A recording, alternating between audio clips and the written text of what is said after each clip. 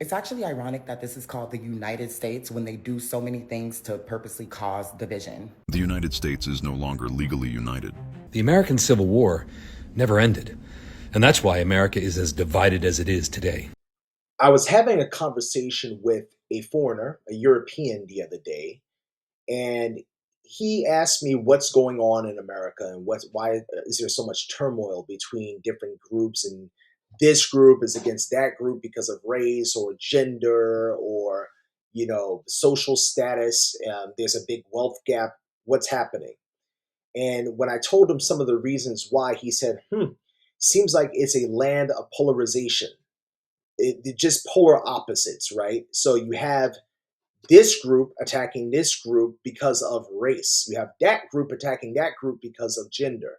And then I thought to myself, based on his comments, and again, he's a European. Based on his comments, I thought to myself, he might be onto something. And we all knew it in the back of our heads. We already knew this. I mean, we grew up in the nation. We understand the cultural fabric of the nation and what it is, and how the government has more than three wings. It actually has four, right? With the media being involved in that. And how they use the media as a way to pit us against each other in many different ways. So, it got me thinking about exactly why this is. I got a few clips here that I want you guys to check out. In these clips, these people will be expressing their feelings about how divided America feels to them. And I want to see if you guys vibe with some of these people. See if you can kind of relate to them, no matter what their background appears to be in the video, their race, their gender, their orientation, doesn't matter. I just want to see if you're able to correlate and to relate and empathize with their feelings about the country and the direction that is headed. Do you ever wonder why it is that America seems to go to war so easily and so often anymore? I'm a former Army intelligence officer who served in Afghanistan, and I used to be the Secretary of State of Missouri. And the reason that we go to war so often these days is because of something called the civil-military divide. Now, the civil-military divide is just a fancy way of saying that the military goes to war, but the rest of the country doesn't. We are living through the longest consecutive period in American history without some form of mandatory service. Now, I'm not saying that we should bring back the draft, but I am saying that America doesn't really feel it when we go to war anymore. You have to go all the way back to World War II to find a war that America really felt, because there was rationing. The entire economy had to switch over to a defense-oriented production economy. Taxes went way up. And now, occasionally you see a headline that reminds you, oh yeah, our military is at war, because our military goes to war, but our country doesn't go with it. How many people do you personally know who are serving in the military right now? How many people do you personally know who served in one of the previous wars? So 3 years from now, when we get a new president from a different party, one of the things we should think about is some sort of long-term fix, some sort of legislation that triggers some sort of hardship for the American people anytime there's a war. Maybe taxes go up. Maybe we turn your Netflix off. I don't know. Something so that America has to feel it when we go to war. If you find takes like this valuable, you can follow me here. It's actually ironic that this is called the United States when they do so many things to purposely cause division. And they know that if we were actually united, everyone was united as a people, shit would get done immediately. Like, immediately so. And that's why they like to cause division and have division and a two-party system so we can disagree about things, but realistically, it's the government as a whole. It is literally the government, period. And then they create the two parties and then have all these different ideas so that they cause division amongst us so that we actually don't unite and just get the job done immediately. Because if everyone united and came together and was like, okay, this is what we're gonna do in order to stop this, and say everyone quit their job immediately, what are they gonna do, fire everyone who quit their job? Like, you know what I mean? So I feel like they do that on purpose. They know that and they cause division so that we literally don't work together in order to make things better, because they don't want it to actually be better. And they try to give this illusion of like, oh, you have these choices and these freedoms and blah, blah, blah, blah, blah. But it's basically the government as a whole just being like, yeah, so, yeah, no. And it's the government as a whole that's being like that. They literally want the division to stay there because they don't want us to come together, because then the government as a whole is gone. And that's both sides of the party. Like, you know what I mean? Like, that's both parties. So I feel like they're intentionally doing that. They're like, yeah, no. You guys can't unite. You guys can't be together because then shit will actually start to change. And they know that. So this picture behind me is depicting the political division in the U.S., and this image was created by a Japanese newspaper. I always think this stuff is cool to share, and I found this super interesting. It's always fascinating to see what other countries and cultures think of politics in America, and this is what a Japanese newspaper drew up. So, and honestly, it's pretty accurate in my opinion.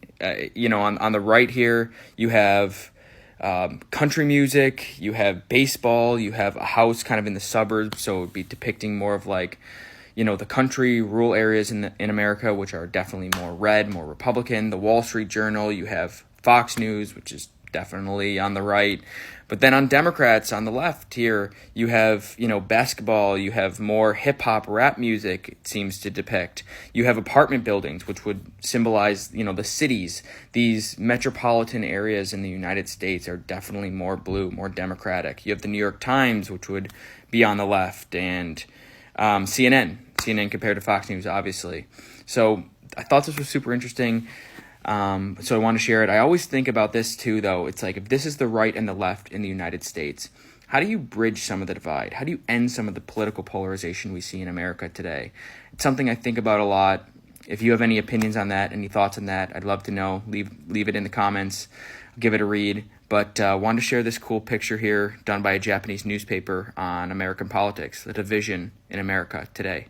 The United States is no longer legally united after the Supreme Court's latest ruling banning nationwide injunctions. We're now living in what amounts to 12 different legal countries, each circuit with the power to uphold or block federal laws in their own region. This means your rights, freedoms, and protections now depend entirely on where you live. One circuit might block voter suppression, another might fully enforce it. One circuit protects reproductive rights, another bans them outright. This is exactly how the country looked in the years leading up to the Civil War. A fractured legal system with radically different realities under the same flag. And just like then, we're at a tipping point. What does it mean to be one nation when justice is divided by borders? What's crazy? I was really about to come on here and ask if you guys were tired of all the division in the world, as if division wasn't already a thing since the birth of Jesus. But what's crazier is how much division we're still facing despite how far we've come as a nation. Because let's be honest, what are we actually divided over? Politics? Personal biases? Common interests or lack thereof? Aren't we tired of going back and forth with each other? Over who's black, who's white, who's left, who's right? Like, can't we just be one big happy family? And obviously I'm not talking about people who aren't right in the head, such as our president. But at the end of the day, we all have to live on this big rock until the good Lord comes back to take us. So try to love your neighbor. Part of the reason America is so divided right now isn't just about isopolitics. It's something called social identity theory, which says that people don't just think as individuals, they think as members of groups. And when that happens, three things start to happen automatically. One, there's an us versus them mentality. Two, there's moral favoritism towards their own group, regardless of the actions. And three, there's a threat response when their identity is challenged. So criticism of the group feels like a personal attack. Okay? Political parties used to be positions. Now they're identities. And once politics becomes identity, facts become secondary to the group loyalty. So when Americans argue politics now, they're not just debating policy anymore. They're defending who they are or who they think they are. That's why conversations escalate so fast. Okay? Now ICE isn't just a bureaucratic organization anymore. Now it's a symbol. And for one group, it means order and rule of law. And for the other group, it means oppression and abuse of power. Okay. Now, once an institution becomes symbolic, people stop evaluating individual actions. And when identity replaces belief, compromise feels like surrender. That's when societies stop arguing and start fracturing. Okay. History shows this pattern over and over again. And at that point, leaders can manipulate emotions very easily and people start justifying behavior that they would normally reject. Okay. So until people learn to regulate their emotions under ideological stress, this behavior is going to continue, guys, regardless of which party is in power. Now, what do you guys think about this? Let me know in the comments, and like, share, save, Semper Fi. The American Civil War never ended, and that's why America is as divided as it is today. Professor Poutine here, time for Mysteries Histories. This will be a multi-part exploration looking at how America 2026 is really continuing to fight the battles of the past from 160 years ago, because things never really changed in the United States, even though the North technically won the Civil War. So today, let's just look at some of the demographic differences in the United States, North versus South, prior to the Civil War, and see if any of those trends are still continuing in today's America. Generally speaking, the North was more industrialized and more urban. The South was more agrarian and more rural. Those are general sweeping ideas. The North had more of the population and produced about 97% of the industrial base, so the industrial goods in the United States. But most importantly, the North was much more immigrant-based. Especially after the Irish potato famine, we see huge swaths of immigrants coming into the United States, into the Northeast, and these are the people that are working in the factories, and they also not only change the demographics, the makeup of, city boroughs and so on, but they also bring in different religions, different interpretations of Christianity, and so the North becomes much more cosmopolitan, while the South sees that as a threat to its traditional way of life. So it tends to be very agrarian, tends to be very conservative, and very distrustful of the federal government, and very, very possessive of states' rights to ensure that their way of life can continue. Also tend to be very religious, especially traditional Christianity, and they use that Christianity as a shield for justifying many, many things, including slavery. Well, does any of that relate to today in America? Interestingly, in today's day and age, blue states and red states tend to go along the same geographic divide, with blue states being in the Northeast and on the coast, and red states being in the South. Blue states today tend to sport higher population density, higher urban centers, much more industrialization and immigration, much more cosmopolitan societies. There tends to be more regulation, there tends to be higher wages, and a higher emphasis on things like education. Whereas southern states still tend to, or red states, still tend to put emphasis on individual rights. A very, very high proportion are strongly Christian and strongly traditionalistic, and there's still the primary driving base of the economy is agriculture. So even though we're not talking about North and South anymore, the key cultural differences that rent the United States in 1860 still exist along many lines in the United States today. In part 2, we'll look at how the struggle to preserve slavery or to eliminate slavery ultimately leads to the Civil War and the 14th Amendment, which is still a bone of contention in the United States today and at the heart of what's happening in terms of immigration and citizenship. Consider yourself updated. Look around America right now. Too many of the loudest voices are not calling for unity. They're fueling tribalism. And it's not just politicians. Across this country, we see everyday Americans who won't even consider listening to a different viewpoint. People are shunned for breaking ranks, for acknowledging when someone from any political side actually does something good. That mindset does not strengthen democracy, it weakens it. It divides us, and it erodes trust. It's not easy for those of us trying to read through the noise, focus on facts, stay grounded in values, and work to better this country for everyone. Not just obey ideology, sloganeering, or the placard strategy politics of performative activism. America has never been about blind allegiance to a faction. At our best, we lead with shared purpose, civic pride, and belief in one another. We need politicians, organizational leaders, and citizens who speak to the full American story, rooted in resilience, responsibility, unity. Everyone should have a seat at the table unless you wish to censor, silence, erase, or unalive someone else at the table. If you cannot even have a conversation, then you are the problem. Because when we stop seeing each other as enemies and start seeing each other as Americans, we don't fall apart. We rise higher. When I'm on social media finding these videos to show you guys, primarily I noticed that there were a lot of women complaining about the inflation of grocery prices, complaining about not being able to find a job, various things dealing with money, dealing with relationships and family structures. But I want you guys to notice that in this specific video, in these clips, you've noticed that just about everyone, I believe everyone, was a male this time. Now, you might be asking, why is that? Did you only pick out clips, Ron, that were, male? Well, that could be the case, but it seemed like many of the clips I was researching, most of them had men in them. And I wondered why that's the case. And I really was kind of dwelling on and pondering on why that's the case. And I believe I have a theory as to why that's the case. My theory is that in a country, a man, his job traditionally has always been to protect his family and to support himself. Support himself, build the backbone of the household, protect his family. In a nation that is starting to fail its people, men start to feel like they're losing grips on society. And when a man loses his firm grip on society and it becomes less firm, he starts to feel more worthless. Okay. He feels less valuable to society. And you might be thinking that I'm over politicizing this or I'm overthinking this, being overly scientific. This is just my theory because I'm thinking of myself as a man, right? If I'm in a country where the politics don't work for me, the economy doesn't work for me, the healthcare system doesn't work for me, my skin color doesn't work for me in my case. If I'm in a society like that, would I really feel like a true man? Would I really feel like I have control over my life, that I have control over my destiny, my fate, for my family, for myself, for those around me, for my peers? Would I really feel like I have a firm grip? And that's what you have to ask yourself if you're a man, or heck, even if you're a woman, you have to ask yourself the same question. You may be the breadwinner of your house, and this is to the ladies out there.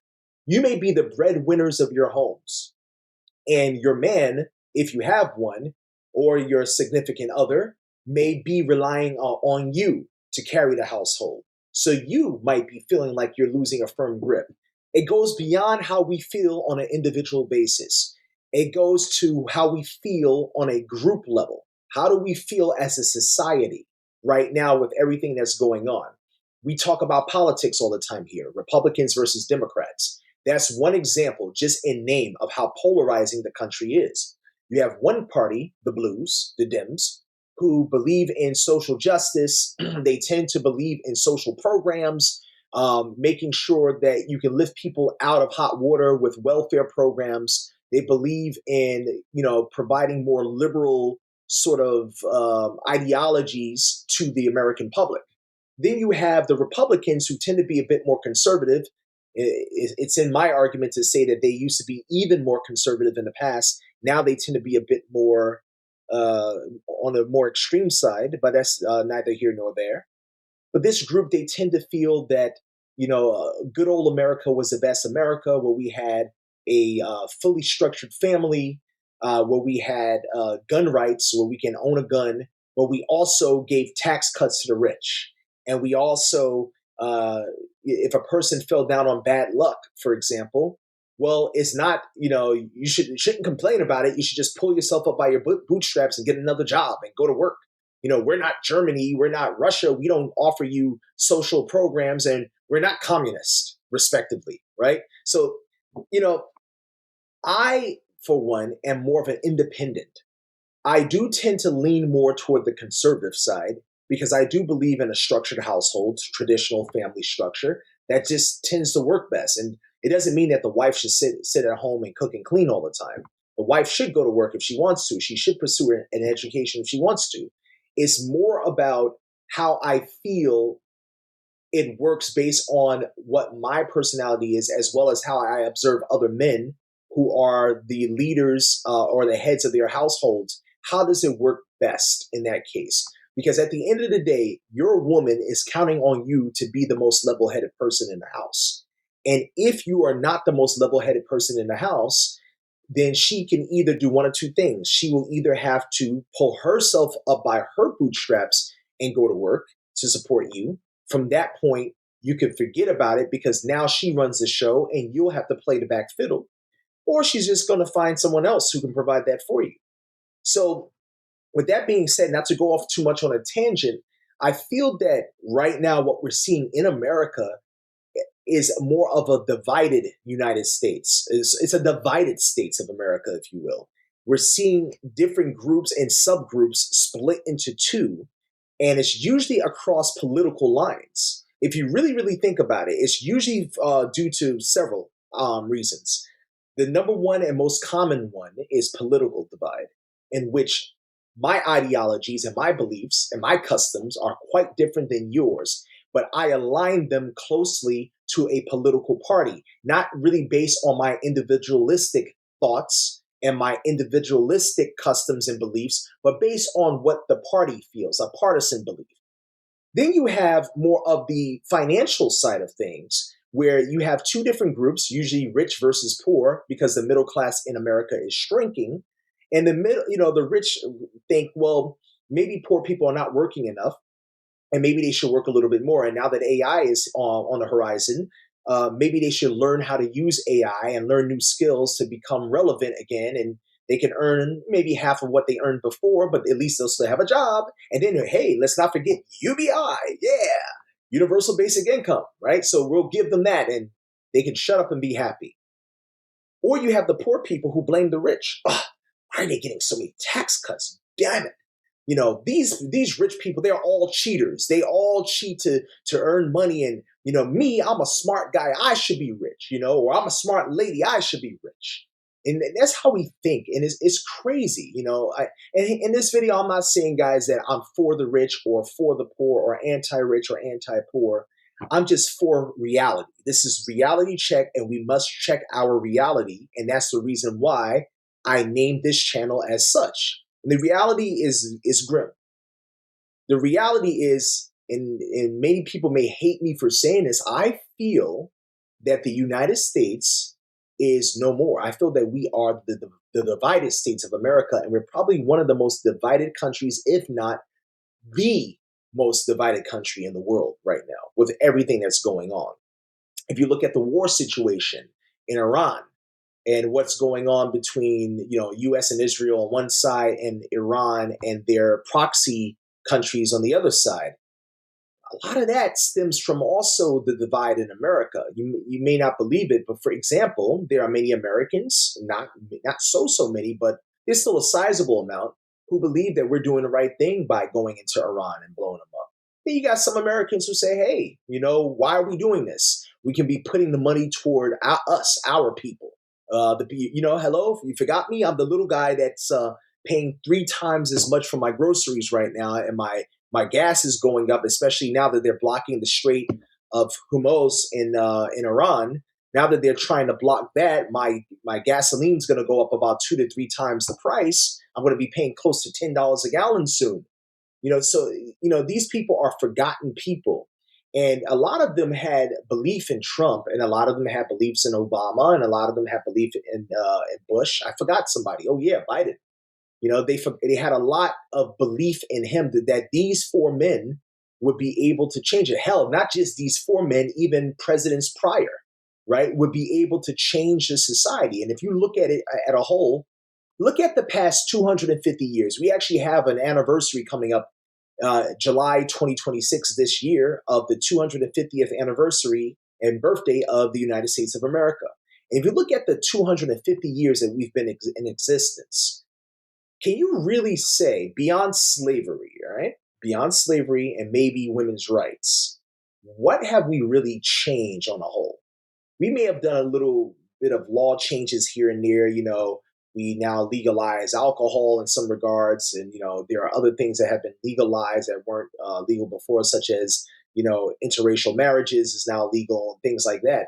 We did that, but beyond that, have we really changed? I think one of the clips says it perfectly. The American Civil War never ended. It's still going on today, and I really believe that was a profound quote that he said, because to some degree, he's right. The American Civil War has never ended because you still have a Union and Confederacy mindset going on right now in America. You're just not seeing the Mason-Dixon line as much. The Mason-Dixon line is pretty scrambled. It's all over the place right now. We form new Mason-Dixons across the country. And what's wild is we actually have these lines separating parts of states now, where now you have blue districts and red districts, and then you have the purples who are undecided. And to be quite frank with you, I feel that the purple people are the most sensible people, because in most cases they're thinking, okay, who's my candidate on the ballot this time? Okay, what are his ideals? What's his ideology, or her? In most cases, him. Let's keep it real. What's the ideology? Can I align with that person's thoughts? Can I align with them? If I can align with them, I'll vote for them. But I'm not going to just vote for you just because you're a white person who tends to lean right or left. I'm not going to vote for you just because you're a black person or the first black person that I've ever seen. I'm going to align with you because your ideals and what you speak resonates with me as an American. And I'm going to put my vote of confidence in you. That's the way that it should be. If you look at other nations around the world, I'll give you a prime example. And I mentioned this in a prior video some time ago. In Switzerland, Switzerland doesn't really have an official president or prime minister. You do have a figurehead who acts as sort of the spokesperson for the government. But in Switzerland, they have a multi-party system, more than just two outstanding parties. And generally, when they want to vote on a bill to be passed into law, they send out pamphlets or letters to the general public, asking them for their feedback on a law that they want to pass. It's not just a letter saying, we want to pass this law, petition for it. It's nothing like that. It's a more of a cordial letter saying, hey, we're thinking about passing this law. Or maybe they'll have like a choice of 3 to 5 laws as a multiple choice. We're thinking about passing these laws. Here's what A does, B, C, D, and E. Okay, which one of these resonates most with you? Why does it? If we pass it into law, how would this change your life? And the fact that they do stuff like that makes the population, the general population, feel more inclusive in the voting process. They feel more included in the actual electoral process. And it often leads to a lot more trust in the government. And that's why, one of the reasons why I think the country functions very well. Politically, economically, financially, socially, it just functions. It just works. It's one of the best governments in the world. And that's because they include their people in these decisions and they don't divide among racial lines. Is there racism in Switzerland? Absolutely there is. But I, as a black person going there, to be quite honest, most people were very friendly. I never felt alienated, but I have heard stories of people suffering from, racial bias. It happens. It happens to white people too in parts of Asia. And it happens to black people in parts of Asia as well. And it also happens to Asians in America. So, this stuff exists everywhere, guys. And, just a case in point here, I feel that, and this may be, what I'm about to say may not be the best thing for you to hear, but if we haven't learned in 250 years how to treat each other with kindness and respect and equality, what makes us think that we'll learn in another 250? What makes us think that? What makes us think that we'll learn? It took us 250 years just to get on the same page to elect a black president. Almost 250 years.